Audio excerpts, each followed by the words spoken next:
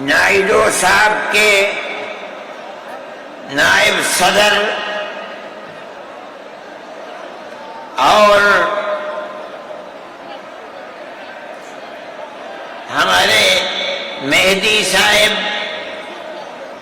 دوسرے حضرات جو یہاں بیٹھے ہوئے ہیں، اور یہ جمع غفیر لاکھوں آدمی جو آئے ہیں جمعیت علماء کی دعوت پر، میں جمعیت علماء کے ان ورکرز اور آئے ہوئے مہمانوں کا دل کی گہرائیوں سے شکریہ ادا کرتا ہوں۔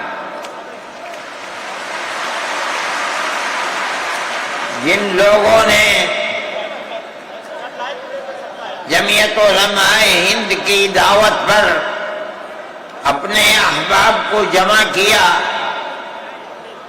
اور اپنے خرچ سے جمعیت علماء کا ایک پیسہ کیا پھوکی کوڑی بھی نہیں لگی، آپ ہی لوگ کروڑوں روپیہ خرچ کر کے اپنی بسوں کا خود ہی انتظام کر کے یہاں تشریف لائے دعوت پر، اور آ کر بیٹھے۔ جمعیت علماء ہند کے خدام کے دل میں اس کی بڑی قدر ہے۔ اللہ آپ حضرات کو اس کا بہتر بدلہ عطا فرمائے۔ میرے محترم بزرگوں، آج ہی کا مسئلہ یہ نہیں ہے۔ جمعیت علماء ہند کی ایک تاریخ ہے، اور ایسی تاریخ ہے اپنے اس ملک کے لیے جو کسی دوسری ہندو مسلم پارٹی کے پاس نہیں ہے۔ علماء نے اس ملک کی آزادی کے لیے، اگر آپ ان کی تاریخ کو پڑھیں گے تو آپ کو اندازہ ہوگا کہ ان کی اس ملک کی آزادی کے لیے قربانیاں 150 سالہ قربانیاں ہیں۔ کوئی اس ملک کے اندر ہندو مسلم ایسی پارٹی نہیں ہے جس کی تاریخ ایسی قربانیوں کی تاریخ ہو۔ حضرت شاہ عبدالعزیز صاحب محدث دہلوی نے 1803 میں آواز بلند کی تھی کہ ہمارا ملک غلام ہو گیا، اس غلام ملک کو آزاد کرانا اس ملک میں بسنے والے ہر مسلمان اور ہر شخص کا فرض ہے۔ کوئی مائی کا لال نہیں تھا جو انگریز کی طاقت کے سامنے آزادی ملک کا نعرہ بلند کر سکتا۔ ایک مسلمان عالم دین نے اسی دلی کے اندر اس نعرے کو بلند کیا، اس کی جائیداد قلق کر لی گئی، اس کے مدرسے کو دفن کر دیا گیا، اس کو دلی بدر کر دیا گیا، لیکن یہ مسلمان ایسے نہیں تھے جو کسی ملک کے پیسے یا اس کی سطوت اور اس کی طاقت کے سامنے سر جھکا دیتے۔ جو انہوں نے اپنا موقف اختیار کیا تھا پتھر کی چٹان کی طرح، اسی طرح اس موقف کے اوپر کھڑے رہے۔ سب سے پہلا جہاد سن 1932 کے اندر ہوا، ہندوستانی لوگ تو جانتے بھی نہیں، اور اس کے اندر لوگ مر گئے، ختم ہو گئے۔ شاہ عبدالعزیز صاحب کے رشتے کے، ان کے قریب، ان کے اولاد میں شاہ اسماعیل شہید اور رائے بریلی کے شاہ احمد شہید، دونوں کے دونوں ختم ہو گئے، شہید ہو گئے بالا کوٹ کے میدان میں، لیکن پیچھے نہیں ہٹے۔ وہ لوگ جو بچ کر آئے تھے سن 1857 میں پھر جہاد کر لیا، اور اس کے اندر صرف اسی دلی کے اندر 33,000 مسلمان شہید کیے گئے، اور لال قلعے سے لے کر جامع مسجد تک درختوں کے اوپر ان کی لاشوں کو لٹکا دیا گیا۔ یہ مسلمان کی تاریخ ہے، علماء کی تاریخ ہے۔ بتائیں کون ہے جس کی زندگی کے اندر یہ تاریخ مل سکتی ہے؟ میں کہتا ہوں، لاکھوں آدمی کے سامنے کہتا ہوں، کوئی مائی کا لال ہے جس نے اس ملک کی اس طرح خدمت کی ہو جس طرح مسلمان علماء نے خدمت کی ہے؟ میرے بھائی، جمعیت علماء انہی مجاہدین کی بنائی ہوئی جماعت ہے، ہم تو ان کے جوتے سیدھے کرنے والے ہیں۔ ہمارا کیا کام ہے؟ ایک ہی کام ہے کہ انہوں نے جو جمعیت کی بنیاد کے اندر ہندو مسلم اتحاد اور ملک کے ہر بسنے والے کو ایک پیغام دیا تھا پیار و محبت کا، ہم اسی پیغام کو لیے بیٹھے ہوئے ہیں۔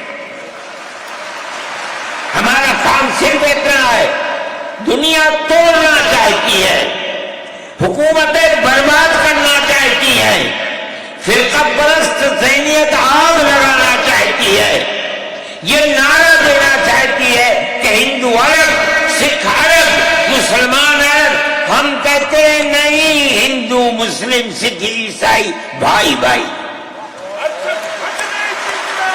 یہ ہمارا پیغام نہیں ہے، ان بزرگوں کا پیغام ہے جنہوں نے پھانسیوں کے تختوں کو چوما، اپنے اس ملک کے لیے چوما ہے، اس کی آزادی کے لیے چوما ہے۔ اس ملک کے اندر یگانگت اتحاد جس کو آج آگ لگایا جا رہا ہے، ہمارے بزرگوں نے اسی اتحاد کے لیے اپنی قیمتی جانوں کو قربان کیا ہے، اور ان کا مقصد یہ تھا کہ ملک آزاد ہو جائے، حکومت ایسی بننی چاہیے جو حکومت سیکولر حکومت ہو، کسی کا حق نہ جائے۔ کانگریس اس لیے نہیں بنی تھی، یہ 1803 کی آواز ہے کہ ملک غلام ہو گیا، جہاد کرنا فرض ہے۔ کانگریس کا تو وجود بھی نہیں تھا، کانگریس تو 28 دسمبر 1985 کو بنی ہے، اور اس کا پہلا اجلاس بمبئی کے اندر ہوا ہے۔ آپ لوگ سمجھیں اس کو، کانگریس ملک کو آزاد کرانے کے لیے نہیں بنی تھی، کانگریس کی تجویز موجود ہے۔ وہ کہتے ہیں کہ ہندو مسلم ملک کے بسنے والوں کی اس جنگ و جدال سے دو جہاد، سن 32 کا 1857 کا، اس جہاد کے نتیجے میں جو برطانیہ کی حکومت اور ہندوستان کی حکومت میں دوری پیدا ہو گئی ہے، کانگریس کا مقصد تھا کہ اس دوری کو ختم کر دیا جائے، ملک کو اپنے گردن سے زنجیر غلامی کی نکال کر توڑ دیا جائے۔ کانگریس کا مقصد نہیں تھا۔ میں آپ سے کہتا ہوں یہ بات ہے، اور کانگریس کی تجویز میں موجود ہے، کوئی اس کی تردید نہیں کر سکتا۔ کسی نے حضرت گنگوہی رحمت اللہ علیہ سے پوچھا کہ ایک جماعت بنی ہے جو ہندوؤں نے بنائی ہے انگریز کے ساتھ مل کر، کیا مسلمان اس جماعت میں شریک ہو سکتا ہے؟ حضرت نے فتویٰ دیا اور یہ کہا کہ جس طرح اپنے کاروبار میں ہندو مسلمان شریک ہو سکتا ہے، اسی طرح اس پارٹی کے اندر بھی ہندو مسلمان شریک ہو سکتا ہے، بشرطے کہ دین کو کوئی نقصان نہ پہنچے۔ اس فتوے کا نام ہے نصرت الابرار. جو پرانی یونین مکتبیں ہیں، لائبریریاں ہیں، یہ آج بھی وہاں موجود ہے. یہ صرف فتویٰ نہیں ہے، یہ اس لیے ہے کہ یہ اشارہ ہے کہ مسلمانوں کو کانگریس کے ساتھ شریک ہونا چاہیے اور کانگریس کے اس نظریے کو بدلنا چاہیے. کانگریس کے اندر مستقل غلامی کی زنجیر کو توڑنے کے لیے اور انگریز کے ساتھ جہاد کرنے کے لیے تیار کرنا چاہیے. مسلمان جوق در جوق اس کے اندر شریک ہوئے، کانگریس کے اس نظریے کو بدل دیا اور کانگریس کو ملک کی آزادی کے لیے کھڑا کر دیا. یہ مسلمان کا، علماء کا، جمعیت علماء کا کردار ہے. کوئی مانے نہ مانے، تاریخ میں لکھی ہوئی چیزیں ہیں. ہم سے پوچھے، ہم وہ تاریخ کی لکھی ہوئی چیزیں لیں گے. ہماری تاریخ کو مٹا دیا گیا. وہ طبقہ جو آج ملک کے اندر اسلام اور مسلمانوں کو دفن کرنا چاہتا ہے، وہ ہماری تاریخ کو دفن کرنے کے اندر کامیاب ہو گیا. مگر ہم کہتے ہیں یہ ہماری تاریخ ہے. میرے بھائی، ملک اسی طرح چلتا رہا. جیسے جیسے آزادی قریب آتی رہی، جمعیت علماء ہند وہ تنہا ایک جماعت تھی جو برابر موتی لال نہرو، جواہر لال نہرو، گاندھی جی سے یہ بات کہتی رہی کہ ہمیں ضمانت دو. ہم 143 سال ہیں، ہماری زندگی جہاد کی زندگی، ہمیں یہ ضمانت دو کہ ملک آزاد ہوگا تو اس کا کردار سیکولر کردار ہوگا، دستور سیکولر دستور ہوگا، جس کے اندر ہندو، مسلمان، سکھ، پارسی، عیسائی ہر ایک کو اپنے مذہب کے ساتھ جینے کا حق ہوگا اور حکومت کا کوئی مذہب نہیں ہوگا. ہمارے پاس تجویزیں موجود ہیں. برابر ہمیں مفتی کفایت اللہ صاحب جو جمعیت علماء کے اس وقت صدر تھے، نام لے کر ان کے پاس موتی لال نہرو، گاندھی جی، یہ لوگ اپنی ورکنگ کمیٹیوں کی تجاویز بھیجتے ہیں. مفتی صاحب کرم فرما، مفتی صاحب یہ ہے کہ ہمارا ملک جب آزاد ہوگا ہم گارنٹی دیتے ہیں کہ ملک سیکولر ملک ہوگا. اس کا کیا مطلب ہے؟ ہمارا کردار، ہمارا مذہب، ہمارا وقت، ہر چیز آزاد رہے گا. مسلمان جس طرح چاہے گا اپنی زندگی گزارے گا، اپنے مذہب کو سینے سے لگا کر زندگی گزارے گا. میں یہ بات صرف ہوائی نہیں کہہ رہا ہوں. آپ غور سے اس تحریر کا ایک ایک لفظ سنیں.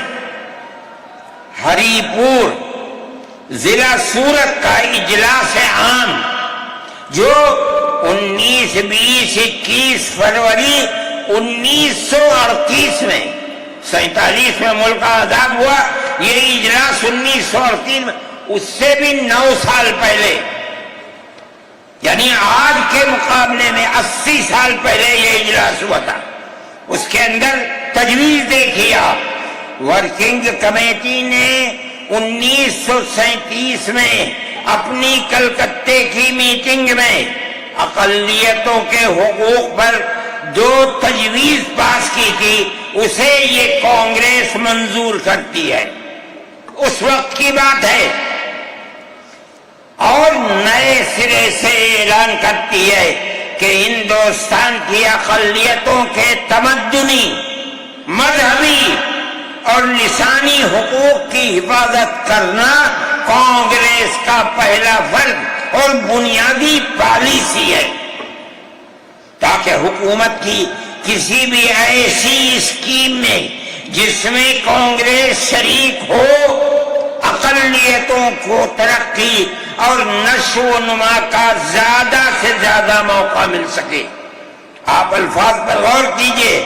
اور وہ قوم کی سیاسی، اقتصادی اور کلچرل زندگی میں پورا حصہ لے سکے۔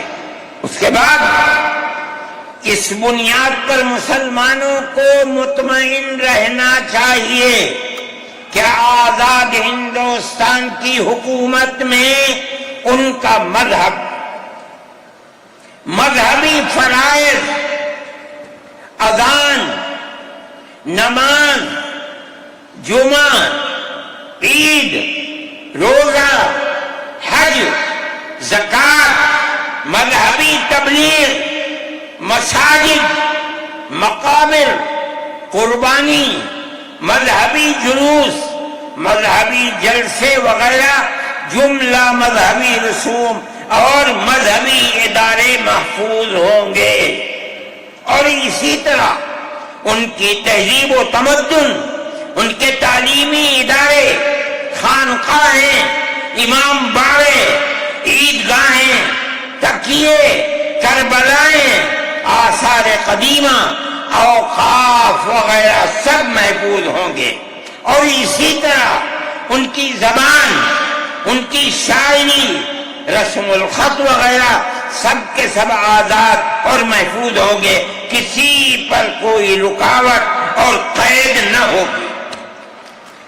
جو میں آپ سے کہہ رہا ہوں، آپ دیکھیے یو پی کانگریس کا شائع کردہ election board National Herald press Lucknow 1946 کے اندر، شاید 10 فروری میں نے نقل کیا ہے، وہ مٹا ہوا تھا، اس کے اندر یہ بلیٹن شائع ہوا ہے۔ میں کہتا ہوں کہ ہندوستان کی یہ جمعیت علماء کے بار بار کھچوٹے لگانے پر وعدہ کرو کہ ملک سیکولر ملک ہے، وہ وعدہ کرتے چلتے ہیں۔ میں آج آپ سے پوچھتا ہوں کہ اس میں سب سے پہلی چیز ہے کہ مسلمانوں کا مذہب اور مذہبی فرائض محفوظ رہیں گے۔ آج میں پوچھتا ہوں، ملک کی آزادی کو 70-80 سال ہو رہے ہیں، بتائیے کیا محفوظ ہے مسلمانوں کا؟ آپ مذہب محفوظ ہے مسلمانوں کا؟ کیا آپ نے مسلمان مذہب کا مسئلہ قرآن و حدیث سے ثابت ہے؟ آپ جو کچھ کر سکتے تھے آپ نے نکاح اور طلاق کے اندر کر دیا، مذہب کا محفوظ ہے؟ آپ کی حکومت اتراکھنڈ میں ہے، آپ یکساں سول کوڈ، یعنی کوئی تعلق مسلمان کا مذہب سے نہیں ہوگا، گورنمنٹ جو قائم کرے گی اس کے اوپر مسلمان کو چلنا ہوگا۔ کہاں کا سیکولرزم ہے؟ کیا مسلمان اس پر اطمینان کر سکتا ہے؟ آپ کی زندگی اور آپ کی حکومت کا بنیادی ناپاک پتھر یہ ہے کہ مسلمان کو اپنے مذہب سے آپ دور کر لیں۔ کیا آپ اسے قبول کریں گے؟ یہ آج کی حکومت کا یہ مسئلہ ہے۔ مذہبی فرائض کہاں کے آپ زندہ رہ گئے؟ آج آپ نے مسئلہ بنایا ہے کہ اتراکھنڈ کی ریاست اور شہروں کے اندر مسلمان جو 50 سال سے آباد ہے، آباد بھی نہیں رہ سکے گا۔ یہ آپ کا کردار ہے، یہ تصویر ہے اور ناپاک تصویر ہے، ہم کہتے ہیں۔ جس تصویر کو آپ پیش کر رہے ہیں یہ تصویر سیکولر دستور کی تصویر نہیں ہے۔ ہمارا آج کا یہ کنونشن سیکولر دستور کی حفاظت کے لیے ہے۔ کہاں ہے جی؟ کیا کر رہے ہو؟ اس ملک کو، ملک میں رہنے والوں کے لیے جہنم بنا رہے ہو۔ جمعیت علماء اس کو قبول نہیں کرتی۔ ہم تو کہہ رہے ہیں اس بات کو، کسی کی زبان اٹھتی ہو یا نہ اٹھتی ہو، لیکن ہم کہتے ہیں کہ جو ہو رہا ہے وہ ملک کو آگ لگانے کے لیے، دستور کو آگ لگانے کے لیے ہو رہا ہے۔ جمعیت علماء اسے قبول نہیں کرے گی۔ اگر جمعیت علماء نے اس بدترین حکومت جو یہ کہتی تھی کہ ہماری حکومت میں سورج نہیں ڈوبتا، جمعیت علماء نے کبھی اس کے سامنے سر نہیں جھکایا، اس کے بعد ہم کس کے سامنے سر جھکائیں گے؟ ہمارا سر ہمارا سر صرف ایک اللہ کے سامنے جھکتا ہے اور کسی کے سامنے نہیں جھکتا۔ میرے بھائی، آپ ایک اس کو لیتے ہیں، میں کہتا ہوں اے تو بیٹا، آپ کیا کہتے ہیں؟ اس کے اندر جہاں ہے وہاں اسی طریقے سے اوقاف وغیرہ سب محفوظ ہوں گے۔ اوقاف محفوظ ہیں، یہ آپ کے سامنے حضرت مولانا بیٹھے ہوئے ہیں، تقریر کی ہے۔ اوقاف کو ہڑپنا چاہتے ہیں۔ ہماری مسجدیں اسی دلی کے اندر 400 500 سال کی مسجدیں ہیں، جس میں جمعیت علماء کا دفتر بنا ہوا ہے، عبد النبی اکبر کے زمانے کی مسجد ہے۔ اور کتنی مسجدیں ہیں جن کے پاس اوقاف، اللہ اکبر، لاکھوں کروڑ کے اوقاف ہیں۔ جونپور میں جا کر کے دیکھو کیسی مسجدیں ہیں، دلی کے قرب و جوار میں دیکھو کتنی بڑی بڑی مسجدیں ہیں۔ ہندوستان کا وہ طبقہ جو ان مساجد کے اوقاف کو ہڑپ کرنا چاہتا ہے، کہتا ہے اگر کسی وقف زمین یا مسجد یا کسی بھی چیز کے کاغذات وقف کے نہیں آئے اس کو وقف نہیں مانا جائے گا۔ کون 500 سال پرانے کاغذات لا کر کے پیش کر دے گا؟ قانون یہ تھا کہ جو مسجد بنی ہے، جو وقف پر بنتی ہے، وہ وقف ہے۔ آپ کو کیا درد ہے کہ آپ اس اوقاف کو وقف کو ختم کرتے ہیں؟ اس کا مطلب ہے مسلمانوں کی زمین کو ہڑپ کرنا چاہتے ہو، حرام کھانا چاہتے ہو، اس لیے ان اوقاف کو ہڑپ کرنا چاہتے ہو۔ ہم اس کو قبول نہیں کرتے۔ اوقاف ہمارے آباء و اجداد کے کیے ہوئے ہیں، اوقاف اللہ کی ملکیت میں دیے ہوئے ہیں، مسجدیں بنی ہوئی ہیں، آپ ان کی حفاظت کیجئے، اس لیے کہ ہم اس ملک کے رہنے والے ہیں، ہم باہر سے آئے ہوئے نہیں ہیں۔ اگر ہندو گوجر ہے مسلمان بھی گوجر ہے، اگر ہندو جاٹ ہے مسلمان بھی جاٹ ہے، اگر ہندو راجپوت ہے مسلمان بھی راجپوت ہے۔ جاؤ دیکھو کشمیر کے اندر، اگر ہندو برہمن ہے مسلمان بھی برہمن ہے۔ ہم اسی ملک کے رہنے والے ہیں۔ کسی کو اچھا لگا یہ مذہب، وہ اس مذہب میں چلا گیا، کسی کو یہ مذہب اچھا لگا وہ اس مذہب میں چلا گیا۔ کیا مذہب کی بنیاد پر اس ملک کے اندر آپ ہمیں جینے کا حق نہیں دیں گے؟ ہم اپنے جینے کا حق کو لیں گے۔ آپ نے جس سیاست کو اختیار کیا، آپ 2 الیکشن پہلے دیکھیے کس قوت کے ساتھ بی جے پی آئی تھی۔ آپ نے جس پالیسی کو اختیار کیا، سیکولرزم کو آگ لگانی چاہیے، اس کا نتیجہ اس الیکشن میں کیا ہوا؟ بی جے پی ہار گئی۔ میں کہتا ہوں کہ اگر چندرا بابو نائیڈو کی بیساکھی نہ ہوتی اور ادھر نتیش کمار کی بیساکھی نہ ہوتی تو بی جے پی گورنمنٹ نہیں بنا سکتی تھی۔ کیوں ہوا؟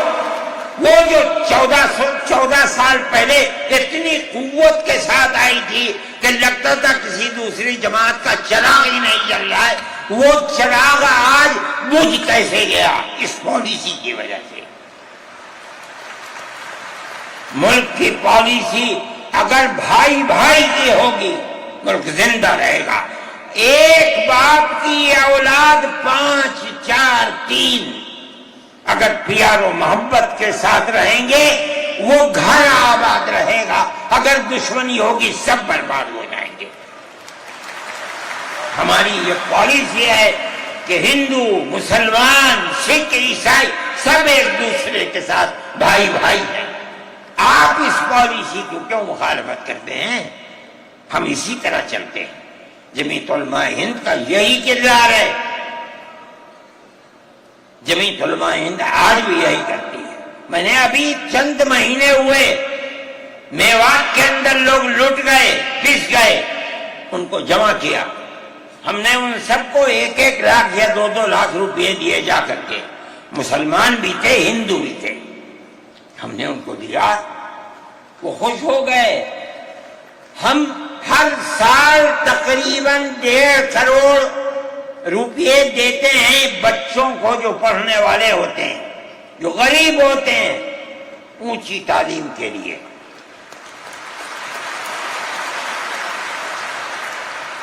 اس کے اندر مسلمان بچے بھی ہوتے ہیں، ہندو بچے بھی ہوتے ہیں۔ جمعیت علماء ہر ایک کی مدد کرتی ہے، پڑھیں، ملک کے لیے کام کریں۔ میں جا رہا تھا ایک مرتبہ، بنگلور سے سوار ہوا، مجھے جانا تھا سوئٹزرلینڈ، ایک میٹنگ تھی وہاں سعودی عرب کی، سوئٹزرلینڈ کے اندر۔ میں جب گیا جہاز کے اندر، صبح ہوئی تو میں نے چائے وائے پی، میرے پاس جو پائلٹ تھا چلانے والا وہ آیا، میرا شکریہ ادا کرنے لگا، آپ نے بڑی محبت کے ساتھ۔ میں نے سوچا کیا بات ہے، کیا آپ کیوں؟ کہنے لگے کہ مجھے اس جگہ تک پہنچنے میں جمعیت علماء اگر مدد نہ کرتی میں نے کچھ کر سکتا۔ مجھے حیرت ہو گئی کہ کیا بات ہے یہ، ہم ہر ایک کی مدد کرتے ہیں۔ کیرلا کے اندر سیلاب آیا، لوگ لٹ گئے، مر گئے، ہم نے مکانات کی مرمت کی، ہم نے مکانات کو اثر نو بنوایا بھی، میں نے چابیاں بھی دی، اور تمام میڈیا نے اس کو دکھلایا۔ ہندو بھی تھے، مسلمان بھی تھے، ہندو عورتیں بھی تھیں جن کے ہاتھ میں نے چابی دی ہے۔ جمعیت علماء کا یہ کردار ہے۔ ہمارے بزرگوں نے متحدہ قومیت کتابیں شائع کی ہیں، اس کا مطلب ہے کہ ہندوستان کی قوم مذہب کی بنیاد پر نہیں بٹے گی، جو ہندوستان میں رہتا ہے ان سب کی ایک ہی قوم ہے، مذہب کی بنیاد پر قومیں تقسیم نہیں ہوں گی۔ یہ ہمارا کردار ہے، ہم اس کردار پر زندہ ہیں اور اسی پر چلتے ہیں۔ صحیح ہے، یہ ملک کے اندر جو پالیسی چل رہی ہے کہ ان کو مار دو، ان کو گرا دو، ان کو، آسام کے اندر یہ پالیسی آج سے نہیں سن 12 سے چل رہی ہے۔ جمعیت علماء تنہا جماعت ہے ملک کے اندر جو آسامیوں کے مسائل کو جانتی ہے۔ یہاں سے رہنے والے، ان کی زبان اور ہے، ان کا کلچر اور ہے، بہت دور ہے، دنیا کے آخر میں رہتے ہیں، کون جانتا ہے ان کے مسائل کو؟ تنہا جمعیت علماء ہے جو ان کے مسائل سے دلچسپی لیتی ہے، گھستی ہے، کروڑوں روپیہ خرچ کرتی ہے۔ یہ ایک مسئلہ تھا، اس سے پہلے ایک اور مسئلہ تھا، کہا گیا کہ پنچایت اگر کسی کو آسام میں یہ سرٹیفکیٹ دیتی ہے کہ یہ ہندوستانی ہے تو وہ سرٹیفکیٹ نامقبول ہوگا۔ 47 لاکھ آدمی اس سے متاثر تھے۔ جو پھر کپرست پارٹی تھی وہ کہتی تھی کہ پنچایت کے سرٹیفکیٹ کو قبول نہ کیا جائے۔ اگر یہ فیصلہ ہو جاتا تو 47 عورتیں، 47 لاکھ اپنے بچوں کے ساتھ ملک کے اندر بھیک مانگنے والوں کی زندگی بسر کرتے۔ ہم نے سپریم کورٹ کے اندر اس کو چیلنج کیا۔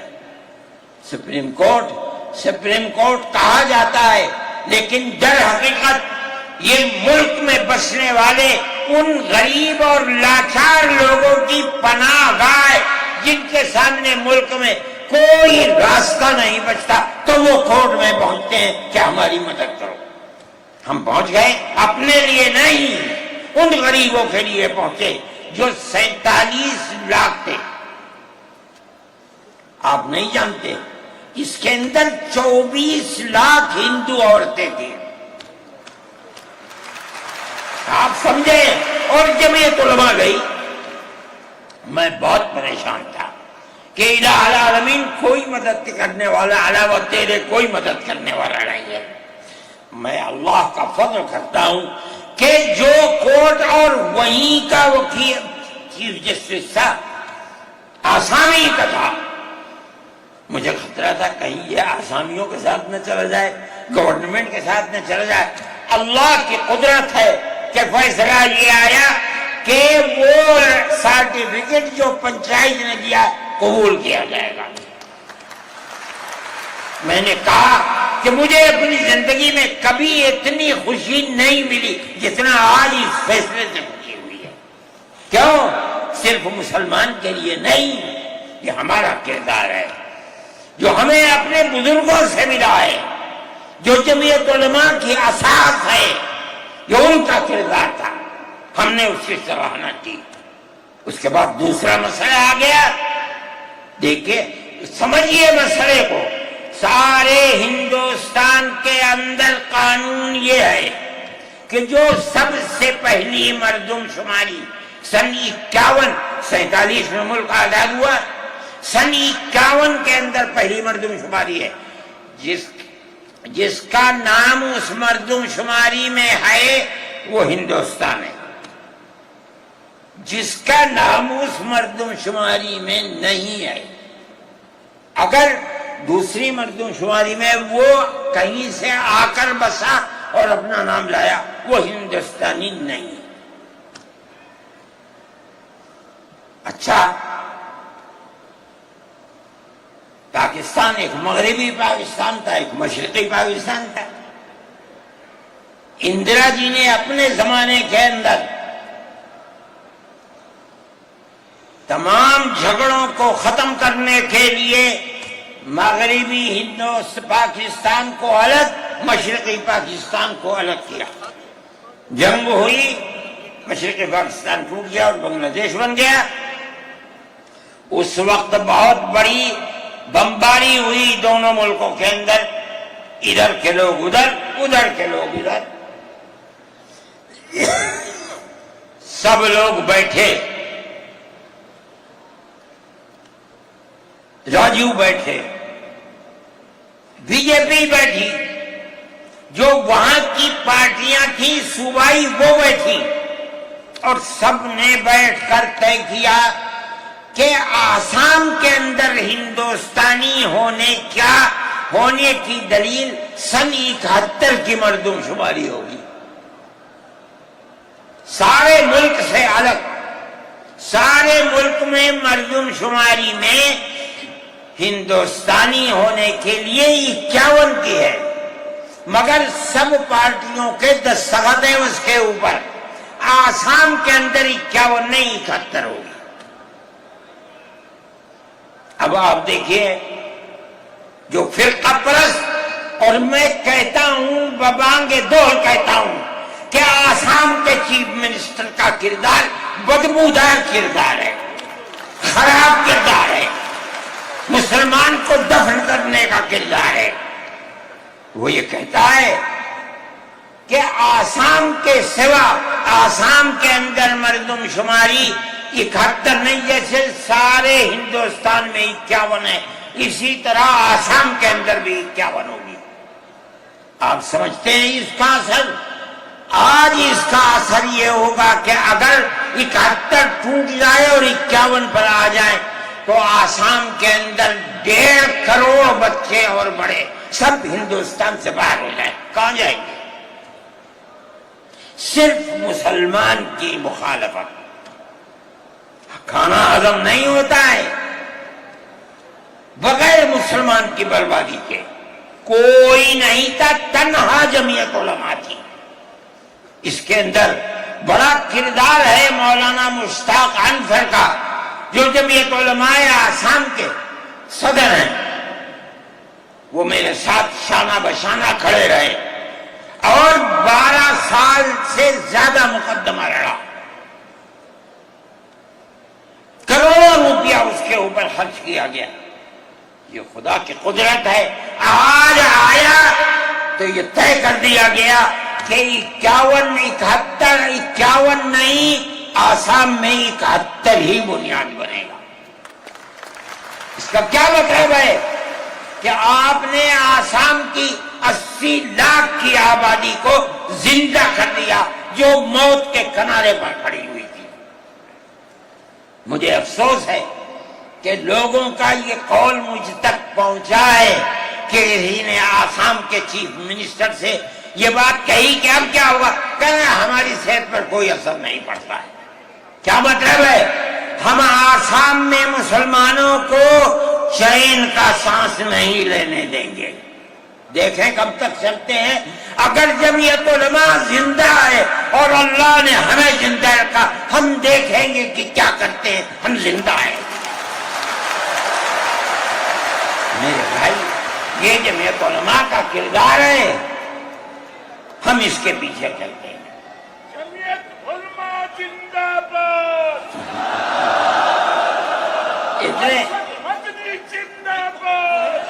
اتنے موٹے آدمی کی آواز نکلتی نہیں ہے۔ میرے بھائی، ہمارا یہی کردار ہے۔ ہم ان مسلمانوں کی مدد کرتے ہیں جو مسلمان مصیبت کا شکار ہیں۔ یہ فرقہ پرست ذہن جس کا میں ذکر کر رہا ہوں ہر جگہ موجود ہے، ہر وقت موجود تھا، آج یہ زیادہ ہے، پہلے اتنا نہیں تھا۔ ہر جگہ مسلمان کے لیے، جوانوں کے لیے مصیبت کا شکار ہے۔ خاص طور پر ہم سے لوگ کہتے ہیں کہ تم ان کے مقدمات کو کیوں لڑتے ہو؟ کہتے ہیں تم دہشت گردوں کی پناہ گاہ ہے جمعیت علماء۔ یعنی ان کا مفروضہ یہ ہے کہ جتنے لوگوں پر الزام لگا ہے دہشت گردی کا، وہ سب کے سب حقیقت دہشت گرد ہیں، اور جمعیت علماء ان دہشت گردوں کی، ملک ویرودھیوں کی جمعیت علماء مدد کرتی ہے۔ مجھ سے بھی یہ بات کہی، میں نے کہا کہ تم میں کوئی مائی کا لال ہے تو کھڑا ہو گئے بتائے۔ جمعیت علماء لوور کورٹ نے پھانسی کی سزا دے دی، گجرات کے اندر ہائی کورٹ میں پہنچے، انہوں نے پھانسی کی سزا دے دی۔ ہم اس کیس کو لے کر، اس کے اندر ہندو بھی تھے، مسلمان بھی تھے، سپریم کورٹ میں آئے۔ سپریم کورٹ میں ہم نے مقدمہ لڑا اور سپریم کورٹ نے انہیں سب کو باعزت بری کر دیا۔ میں نے کہا کہ کسی ملزم کے لیے گورنمنٹ ہندوستان کی حکومت نے حق دیا ہے کہ مقدمہ لڑو۔ اگر کوئی غیر ملکی ہندوستان کے اندر پکڑا جائے، اپنے مدعا کو پیش کرنے کے لیے گورنمنٹ اس کو وکیل دیتی ہے۔ ہم نے کیا جرم کیا ہے؟ ہم انہیں وکیل دیتے ہیں لڑنے کے لیے، بہتر سے بہتر وکیل دیتے ہیں۔ ہم کہتے ہیں کہ لڑو مقدمہ، تاکہ دودھ کا دودھ، پانی کا پانی الگ الگ ہو جائے۔ مقدمہ لڑے اور سپریم کورٹ کہتی ہے کہ جھوٹا الزام تھا، جھوٹ ہے، جھوٹ ہے، جھوٹ ہے۔ ملک کے اندر فرقہ پرستی ہے، دشمنی ہے، ہر طبقے کے اندر ہے۔ کوئی بھی طبقہ، پولیس کا ہو، انتظامیہ کا ہو، کسی کے اوپر جو چاہے الزام لگا دے۔ جمعیت علماء آج بھی جو کیس لڑ رہی ہے، 1050 کیس ہیں جو lower court, high court, supreme court کے اندر لڑ رہی ہے۔ 1050 کیس ہیں، اور اس کے اندر 850 ملزم ہیں۔ ہم لڑتے ہیں مقدمہ، ہم یہ سمجھتے ہیں کہ آپ جس کو ہائی کورٹ، سپریم کورٹ تک یہ ثابت کر دیں کہ یہ ملزم ہیں، انہوں نے دیش کے ساتھ ویرودھ کیا ہے، ثابت ہو جائے، ہمارا کوئی تعلق اس سے نہیں ہے۔ جب تک ثابت نہ ہو، پولیس کے کہنے سے یا کسی راستے پر چلنے والے کے یہ کہنے سے کہ یہ دیش ویرودھی ہیں، ہم اسے دیش ویرودھی تھوڑے ہی مان لیں گے۔ ہم جاتے ہیں ہائی کورٹ، سپریم کورٹ میں جاتے ہیں، اور ہم دودھ کا دودھ، پانی کا پانی کرنا چاہتے ہیں، ہمیں آزادی مل جاتی ہے۔ بتائیے جمعیت علماء ہند، جمعیت علماء ہند، نعرہ تکبیر، نعرہ تکبیر، جمعیت علماء ہند، حضرت مولانا سعید ارشد مدنی صاحب، جمعیت علماء ہند اسی طرح سے کام کر رہی ہے۔ ابھی آپ کے یہاں ہلدوانی کے اندر ہوا، مسجد کو توڑ دیا، شہید کر دیا، گولی چلا کر 6 آدمیوں کو قتل کر دیا، اس کے ساتھ ساتھ 101 آدمیوں کو گرفتار کر لیا، اور ایسی دفعات ان کے اوپر لگا دی کہ 1.5 سال سے پہلے ان کی ضمانت نہیں ہو سکتی تھی۔ جمعیت علماء نے ہمارے پاس آئے 70 آدمی، کچھ لوگوں نے اپنے کیس لڑے، خوب، کسی کو یقین نہیں تھا کہ اس کے اندر کامیابی ہوگی۔ اللہ کی مدد سے ہم نے اپنے وکیل کو بلایا بمبئی سے، اور اس کے بعد جو بہتر سے بہتر سپریم کورٹ کا وکیل تھا اس کو بلایا، اور ہم نے کہا کہ کیس لڑیے۔ 5 پیشیاں ہوئیں، اور وہ وہیں جاتا تھا ہائی کورٹ، نینی تال میں شاید ہائی کورٹ ہے، وہاں جاتا تھا، وہ اپنا محنتانہ پورا لیتا تھا۔ 2 پیشیاں ہوئیں آن لائن، اور 3 پیشیوں میں وہ گیا وہاں وکیل، اور وہ ایک مہرہ تھی وکیل، مگر بہت بہترین وکیل تھی۔ انہوں نے اپنے کیس کو رکھا، اور ہندوستان میں میں نہیں جانتا ہوں، جمعیت علماء اتنے کیسوں کو اتنے سال سے لڑ رہی ہے، بیک وقت 50 آدمیوں کی ضمانت ہو جائے، جن میں 6 عورتیں بھی تھیں۔ یہ پہلی مرتبہ ہوا۔ ہم یہ سمجھتے ہیں کہ یہ ہماری بہت بڑی کامیابی ہے، اللہ کا انعام ہے، اس کا فضل ہے۔ ہم لڑ رہے ہیں اسی طریقے کے اوپر۔ مدارس اسلامیہ، میرے بھائی، مدارس اسلامیہ اس ملک کے مذہبی اعتبار سے جان ہے۔ جمعیت علماء ہمیشہ سے یہ بات کہتی تھی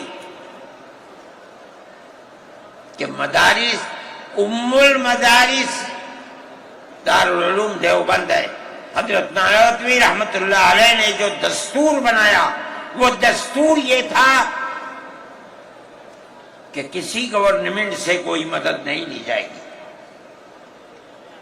المؤمن ينظر بنور اللہ، یہ ان کے دل کے اندر ایک بات آئی۔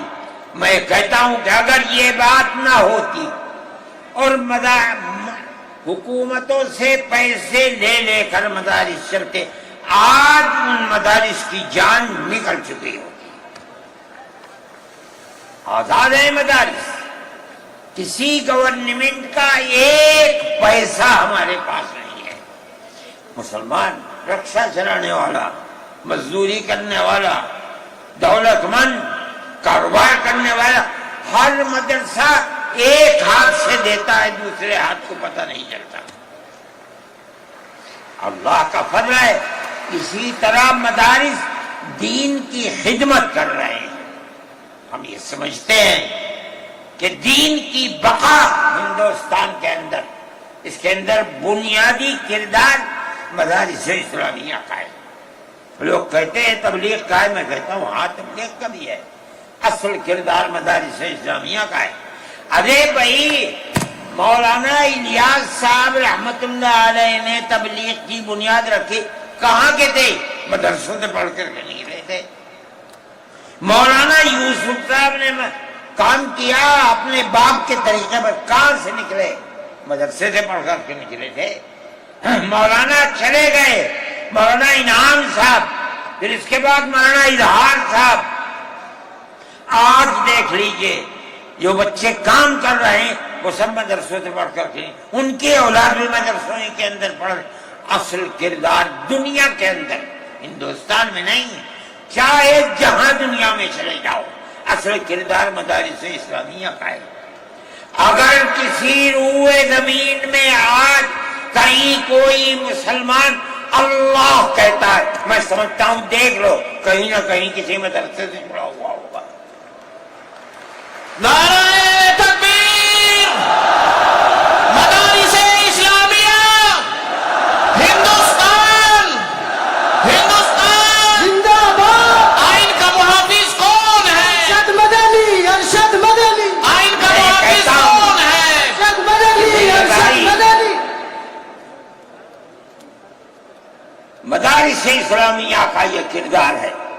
اسلام کو پھلتا پھولتا دیکھیں، یہ ان سے برداشت نہیں ہوتا، مگر یاد رکھیں کہ اللہ کا یہ چراغ نہیں بجھے گا، اسے بجھانے والے بجھ جائیں گے۔ نعرہ تکبیر! آج سے نہیں 1400 سال سے اسلام کی یہی تصویر ہے کہ یطفئون نور اللہ بافواہہم ویأبی اللہ الا ان یتم نورہ۔ اللہ کے چراغ کو پھونک سے بجھانا چاہتے ہیں، اللہ انکار کرتا ہے نہیں، یہ چراغ مکمل ہو کر کے رہے گا۔ میرے بھائی، فرقہ پرست ذہنیت جو کرنا چاہتی ہے، اللہ چاہے گا تو یہ نہیں ہوگا۔ مسلمان اسی ماحول کے اندر زندہ ہے، زندہ رہے گا، اور اسی طرح اس ملک کے اندر اسلام کا، اس ملک کے اندر بھی اسلام کا چراغ چلتا رہے گا۔ میرے بھائی، میں یہ باتیں اس لیے کہہ رہا ہوں کہ آپ کے اندر حوصلہ ہونا چاہیے، لیکن امن و امان کو مت جانے دیجیے۔ مسلمان مر جائے ٹھیک ہے، مگر امن و امان ختم نہیں ہونا چاہیے۔ میں نے، ٹھیک ہے، اسلام کو نہیں مانتا آدمی، اللہ کو نہیں مانتا، اللہ کو برا بھلا کہتا ہے۔ ہمارے آقا ہمارے سر اور آنکھوں پر ان کے جوتے ہیں، ہم ان کو اللہ کے بعد دوسری شخصیت سمجھتے ہیں۔ جو نہیں مانتا وہ ان کو برا بھلا کہتا ہے، کہے، لیکن نقض امن کے لیے کہے، ہم یہ سمجھتے ہیں کہ ہندوستان کے قانون کے خلاف ہے۔ یہ فرقہ پرستی ہے کہ اس کو تو نظر بند کر دیا جائے، کسی جگہ چھپا دیا جائے، اور وہ جو احتجاج کریں ان سے جیلوں کو بھر دیا جائے۔ ہم سمجھتے ہیں کہ یہ خود ایسا کرنے والوں کی فرقہ پرستی ہے، ہم اس کو قبول نہیں کرتے۔ اس لیے میرے بھائی، آنے والے دنوں کے اندر یہ بات طے ہوگی کہ اس سلسلے کے اندر کیا کیا جائے۔ ہم اس کو نقض امن سمجھتے ہیں۔ آپ ایسا کرنے والوں پر نقض امن کی بنیاد نہ بنائیں، اور وہ جو گھروں سے باہر نکلے ان پر نقض امن کی بنیاد۔ آج بنگلور کے اندر جو یہ واقعہ 3 سال پہلے ہوا تھا، جو کرنے والا تھا وہ آزاد پھر رہا ہے، اور میں سمجھتا ہوں کہ 63 یا 64 لوگ 3 سال سے جیلوں کے اندر پڑے ہوئے ہیں، صرف اس لیے کہ جو نقض امن کرنے والا ہے اسے تو آپ نے آزاد چھوڑ دیا، اور جو احتجاج کرنے والے تھے ان سے آپ کو جیل میں بھر دیا۔ ہم اس چیز کو اس ملک کے امن کے خلاف سمجھتے ہیں۔ میرے بھائی، بلڈوزر چلانا یہ بھی ایک چیز تھی۔ آپ قانون کے خلاف ہونے پر بلڈوزر چلاتے ہیں، چاہے ہندو کا گھر ہو، چاہے مسلمان کا گھر ہو، چاہے عیسائی کا گھر ہو، ہم اسے بھی برا سمجھتے ہیں۔ آپ نوٹس دیجئے، چند دن کی مہلت دیجئے، کل آپ نے نوٹس لگایا آج لگا دیں، خراب ہے، لیکن آپ دیکھ لیجئے 95% گھر مسلمانوں کے ہیں۔ پوری روڈ کے اوپر جہاں مکانات کہتے ہیں کہ اپنی جگہ سے بڑھے ہوئے ہیں، مسلمانوں کے بھی ہیں، ہندوؤں کے بھی مکانات، آپ صرف مسلمان کے مکان توڑ دیں، پھر دوسری مصیبت کیا ہے کہ اس مکان کے اندر مان لیجئے بوڑھے ماں باپ رہتے ہیں، جس کو آپ نے پکڑا ہے، کوئی غلطی ہوئی ہے، اس کے بیوی اور بچے رہتے ہیں اس مکان میں، غلطی اس ایک آدمی سے ہوئی، آپ پورے مکان کو گرا دیں، ماں باپ کہاں جائیں گے؟ ایسے مکانات کو گرا دیا جس میں وہ کرائے پر رہتے تھے، وہ ان کا مکان بھی نہیں، آپ نے گرا دیا۔ ہم اس کے خلاف، ہم یہ سمجھتے ہیں کہ گورنمنٹ کا یہ عمل ملک کے دستور اور آئین کے خلاف ہے۔ اس لیے جمعیت علماء ان تمام چیزوں کے اوپر نکیر کرتی ہے، اور ہم یہ سمجھتے ہیں کہ اگر یہ ملک زندہ رہے گا تو اخوت و ہمدردی اور پیار و محبت کے ساتھ زندہ رہے گا۔ جمعیت علماء کی یہ پالیسی ہے، ہم سب کو ساتھ لے کر چلتے ہیں، کسی کی مخالفت نہیں۔ یہ پنڈت جی بیٹھے تھے، شاید چلے گئے، تھک کے آئے، استنجے کو گئے کہ اتنا بڑا ٹیکا لگا ہوا ہے، کہنے لگا میں تو آیا ہوں جلسے میں شریک ہوں گا۔ میں نے کہا کوئی دیکھے گا تو کیا کہے گا؟ لگا جی کہنے دے جو چاہے کہے، میرے تعلقات سب سے ہیں، میں ہر ایک سے اپنے تعلقات، چاہے کوئی ہندو ہو چاہے مسلمان ہو، میں نے اپنے بچپن میں دیکھا ہے کہ حضرت رحمت اللہ علیہ کے پاس ہندو بھی آتے تھے، مسلمان بھی آتے تھے۔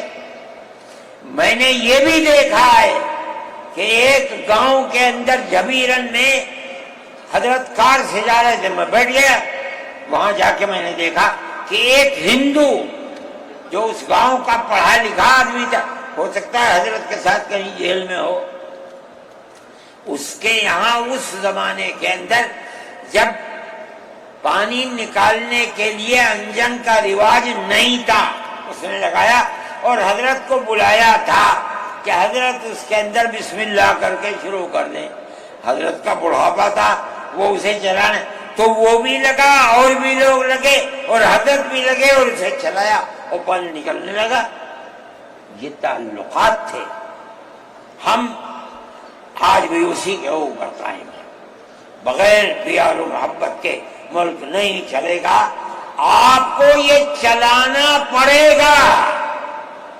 آپ اسلام اور مسلمان کی مخالفت کریں اور اسے برباد کریں، یہ چیز نہیں چلے گی۔ میں اس سلسلے کے اندر جو گٹھ بندھن کی پالیسی ہے، میں اس کو اچھا سمجھتا ہوں۔ ایک طرف تو یہ کردار ہے گورنمنٹ کا جو آپ کے سامنے پیش کیا جا رہا ہے، دوسری چیز الیکشن کے زمانے کے اندر جو انڈیا گٹھ بندھن نے اپنا مینیفیسٹو شائع کیا، میرے پاس یہ چیز پہنچی کہ راہل گاندھی جی نے یہ کہا ہے کہ ہماری حکومت اگر بنے گی تو ہم ہر اقلیت کو اپنے مذہب کے اوپر چلنے کی آزادی دیں گے۔ میں نے ان کی اس بات کو قدر کی نظر سے دیکھا اور میں نے یہ اعلان کیا کہ اس اعلان کے بعد مسلمان کو اس گٹھ بندھن کی جس میں رہ کر اس کو آزادی ملتی ہے اپنے مذہب کی، اس کو ووٹ دینا اپنے دین کی حفاظت کے مرادف ہے۔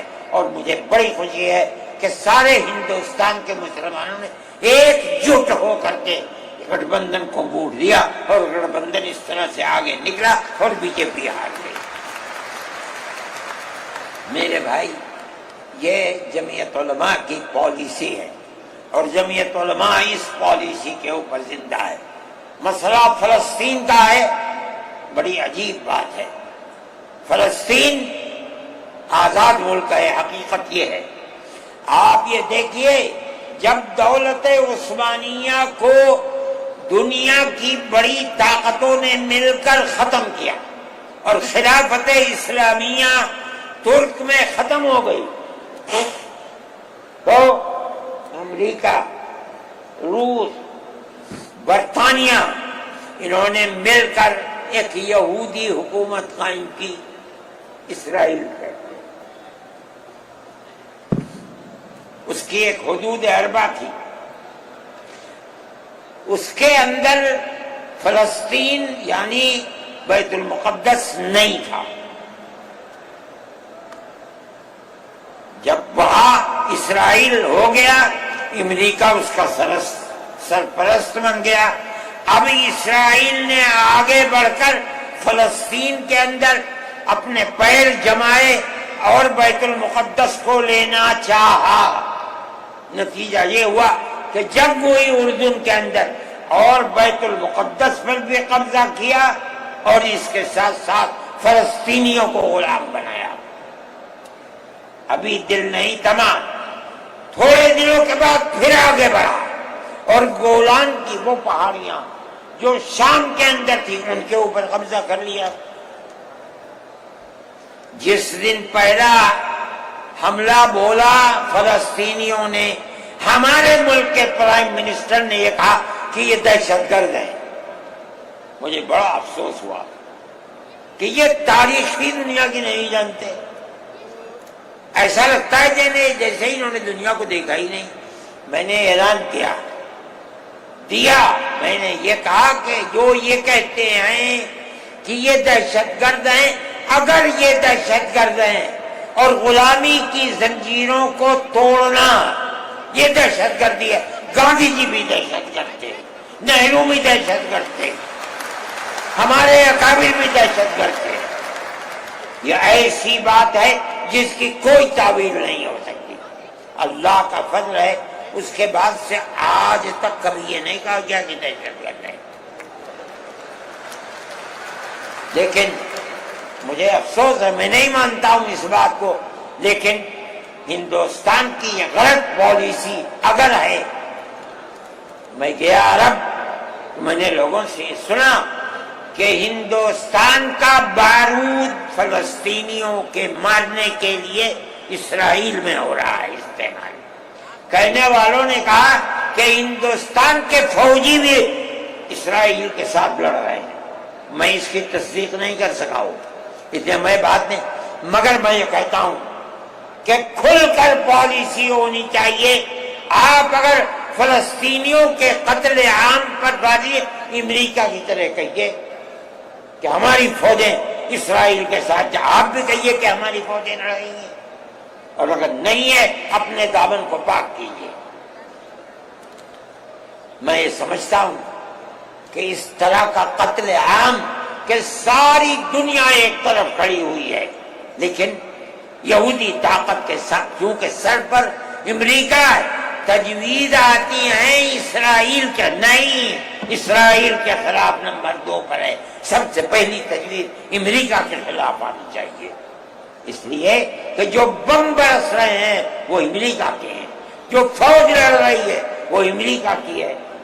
اسرائیل کے پاس کتنا ہے؟ جو طاقت ہے وہ بڑی طاقتوں کی دین ہے۔ اسی بنیاد کے اوپر ساری دنیا کے اندر احتجاج ہو رہا ہے، مگر وہ احتجاج قابل توجہ نہیں ہے۔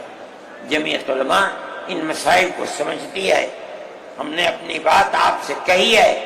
مسلمان اپنے نظریات، اپنے خیالات کو صحیح کرے اور اس نہج کے اوپر چلے۔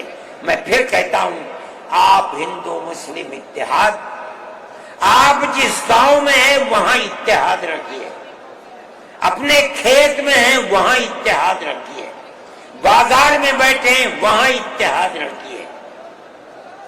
جہاں دنیا کے اندر ہے مذہب کی بنیاد پر نہیں، ہندو مسلم بھائی بھائی اسی اتحاد کی بنیاد کے اوپر چلیے۔